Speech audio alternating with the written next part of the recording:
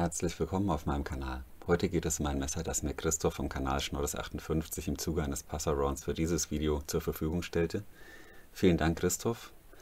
Es handelt sich hier um ein Custom Puku von Udo vom Kanal Richard Rioja Man Knives. Es gibt bereits 3 ausführliche Vorstellungen über dieses Messer. Eine Vorstellung von Udo, eine von Christoph und eine von Jörg vom Kanal JP Homeland JPH. Alle 3 Videos sind in der Videobeschreibung verlinkt. Alle 3 Kanäle möchte ich euch wärmstens ans Herz legen. Christoph und Jörg erwähne ich und empfehle ich häufiger mal. Da gehen ganz liebe Grüße raus. Heute möchte ich mal ein wenig auf Udos Kanal eingehen. Er ist ein Hobbymessermacher und darum geht es auch ganz überwiegend auf seinem Kanal. Er stellt beispielsweise selbstgemachte Küchenmesser, Jagdmesser, Bushcraft-Messer vor. Es gibt auch schon eine kleine Werkstatttour. Man erfährt in seinen Videos, wie er sich an neue Kreationen herantastet, wie er plant, wie er vorgeht. Er hat sich auch schon an das Thema Slipjoint-Messerbau herangewagt, also wirklich interessant und auch inspirierend. Ganz nebenbei ist Udo auch noch ein sehr sympathischer Mensch. Wir stehen gelegentlich auch privat im Austausch und ja, da geht es dann aber auch ganz überwiegend um das Thema Messer. Das ist dann wohl einfach so, wenn man sich dieses schöne Hobby teilt. Ja, auf jeden Fall mal bitte bei Udo vorbeischauen und bei Interesse an den Kanalinhalten ein Abo hinterlassen. Jetzt soll es aber losgehen und ich möchte hier ganz kurz auf die Lederscheide eingehen. Die ist nicht von Udo gemacht, die hat Christoph bei seinem Messerhändler geordert, beziehungsweise sein Messerhändler stellt die wohl hobbymäßig her und das macht er auch wirklich sehr gut. Das ist sauber punziert, die Nähte sind auch sehr gut gesetzt. Wir haben hier etwa 3 mm starkes Leder.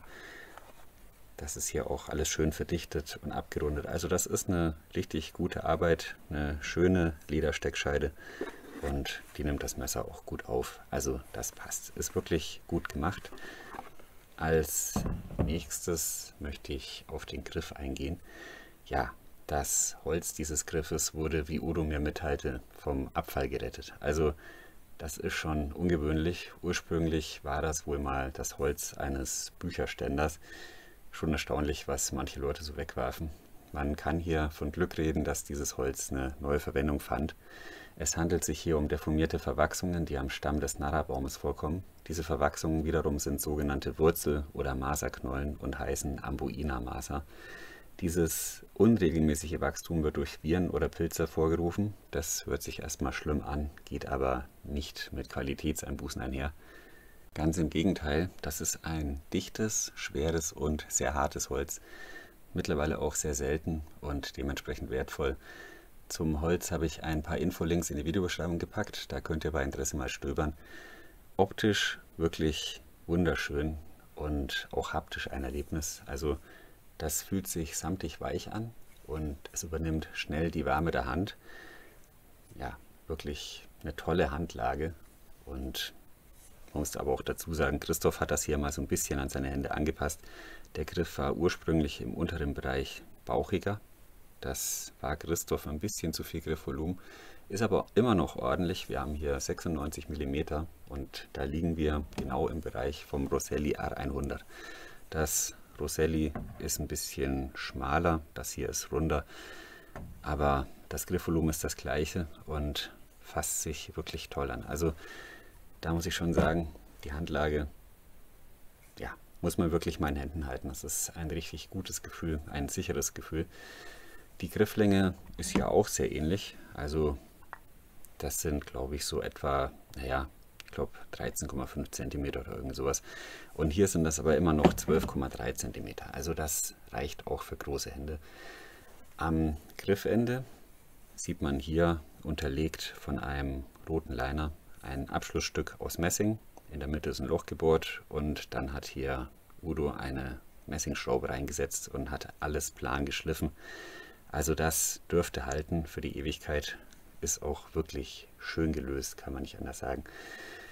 Vorne hätten wir hier, ja, eigentlich sagt man Parierstück, aber wir haben hier ein klassisches Puoco und hier ist kein Parierstück, deswegen nenne ich das jetzt hier einfach mal Passung. Ja, das wurde hier auch mit einem roten Liner unterlegt und es wurde an die Form der Klinge angepasst. Wir haben hier eine Rhombusform, da gehe ich gleich noch drauf ein.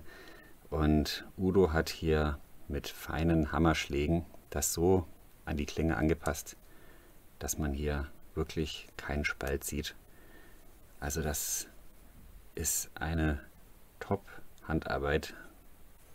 Das sehe ich, so habe ich das noch gar nicht gesehen, muss ich sagen. Wenn ich mir jetzt das hier mal zum Vergleich anschaue, ist vielleicht ein bisschen fies, aber wir haben hier dann doch Lücken drin. Da kann nichts passieren, weil das ist alles verklebt. Aber wenn man sich das hier anschaut, hier ist wirklich nichts. Perfekt gemacht, richtig gute Arbeit, kann man nicht anders sagen. Ja, da steckt einfach sehr viel Liebe zum Detail drin. Ein richtig schöner und sehr gut gearbeiteter und verarbeiteter Griff. Kommen wir zur Klinge. Beim Klingenstahl handelt es sich um den Sladinox 0803 mit 150 Lagen. Das ist ein Damaststahl mit leichter Rostneigung, braucht also etwas Pflege. Ab und zu mal einölen, das reicht dann eigentlich. Es gibt bei diesem Stahl ganz verschiedene Muster, also je nachdem, wie der Stahl bei der Verarbeitung gefaltet wurde. Diese Muster nennen sich zum Beispiel Tropfen, kleine oder große Rose, Explosionsmuster, wildes Muster, türkisches Muster, Federmuster, Twist, also da gibt es wirklich etliche Muster.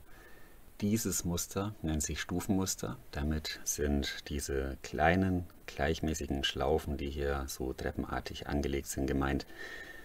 Ja, sieht richtig gut aus. Udo hat den Stahl hier ganz leicht mit Eisen-3-Chlorid vorbehandelt. Das endgültige Muster hat ihm der Maßstahl mit hochkonzentriertem Instant-Kaffee entlockt. Ist eine schöne Methode, das habe ich auch schon mal bei Michael Tessin so gesehen. Ich finde, das sieht hier richtig, richtig gut aus. Also das ist eine sehr, sehr schöne Maserung. Ja, also da kann man sich wirklich drin verschauen. Das sieht toll aus.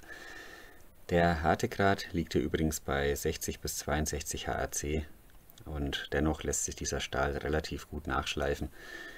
Ja, hält dennoch die Kante, also das muss kein Widerspruch sein.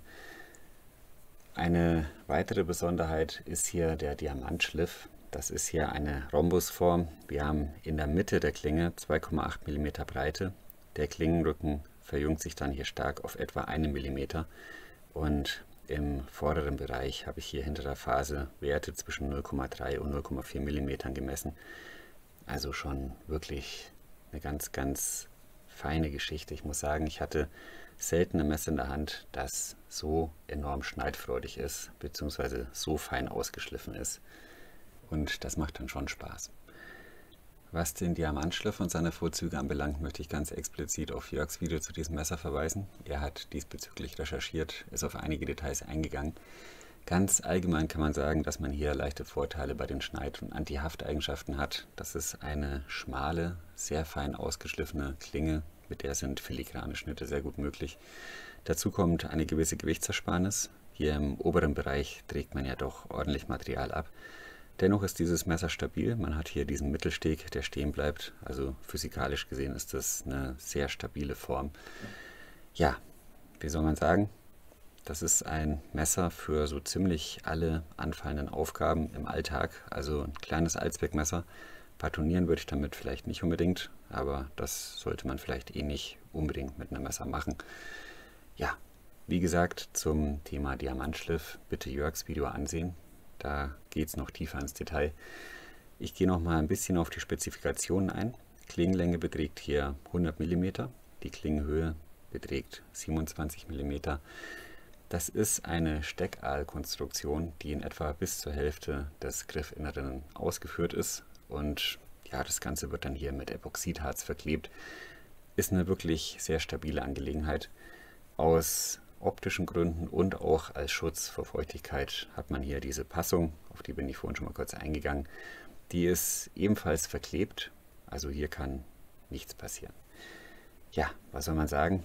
Das ist richtige Handwerkskunst und je mehr man sich hier mit dieser ganzen Arbeit, die hier drin steckt, beschäftigt, desto mehr steigt die Begeisterung. Ich würde sagen, es ist Zeit für ein paar Schlussworte. Diesmal kein Fazit, sondern ein paar ganz allgemeine Worte zu diesem Messer. Es ist ein sehr besonderes Messer, ein Einzelstück, in dem viel Herzblut und auch viel Liebe zum Detail steckt. Eine richtig tolle Arbeit. Udo schätzt die Nettoarbeitszeit auf etwa 20 bis 25 Stunden. Wenn man jetzt noch Material- und Energiekosten dazu rechnen würde, dann kann sich jeder selbst ausmalen, welchen monetären Gegenwert wir hier in etwa liegen haben. Darum soll es heute aber nicht gehen. Das ist ganz allgemein einfach etwas ganz, ganz Besonderes. Ein tolles Geschenk von Udo an Christoph. Ich bin froh, es mal in Händen gehalten zu haben, und ja, ich möchte mich auf diesem Weg ganz herzlich bei Udo und Christoph für diese Möglichkeit bedanken. Ja, vielen Dank. Genauso möchte ich mich jetzt auch für eure Aufmerksamkeit bedanken. Werft bitte noch einen Blick in die Videobeschreibung, dort ist alles Wichtige verlinkt. Ja, dann würde ich sagen, war es das für heute. Ich wünsche euch alles Gute, bleibt gesund, bis zum nächsten Mal.